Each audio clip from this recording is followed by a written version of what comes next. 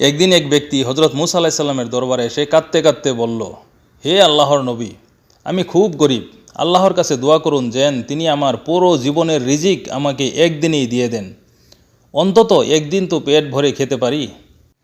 হজরত মুসা আলাইহিস সালাম কুহে তুরে গিয়ে আল্লাহর দরবারে সেই ব্যক্তির আবেদন পেশ করলেন। আল্লাহ তাআলা বললেন, হে মুসা, আমি তাকে তার পুরো জীবনের রিজিক একদিনেই দিয়ে দিচ্ছি। কিছুদিন পর সেই ব্যক্তি অটাল সম্পদের মালিক হয়ে গেল। তার কাছে বিপুল ধন সম্পদ, চাকর বাকর এবং নানা রকম নিয়ামত এসে গেল। 1 বছর পর হজরত মুসা আলাইহিস সালাম সেই গ্রামে এলেন। তিনি দেখে অবাক হলেন, যে ব্যক্তি এক সময় গরিব ছিল এখন সে ধনী, সুখী আর সমৃদ্ধশালী। হজরত মুসা আলাইহিস সালাম আল্লাহর দরবারে আরজ করলেন, হে আল্লাহ, তুমি তো বলেছিলে তাকে তার সারা জীবনের রিজিক একদিনেই দিয়ে দেবে, কিন্তু এখনও তো তার রিজিক কমছে না, বরং বেড়েই চলেছে। আল্লাহ তাআলা ইরশাদ করলেন, হে মুসা, আমি যখন তাকে রিজিক দিলাম সে তার মধ্য থেকে মাত্র একদিনের রিজিক নিজের জন্য রাখলো, বাকিটা সে আমার বান্দাদের মধ্যে বিলিয়ে দিল।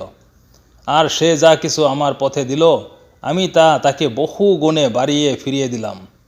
এখন সে আমাকে দেয় আর আমি তাকে দেই।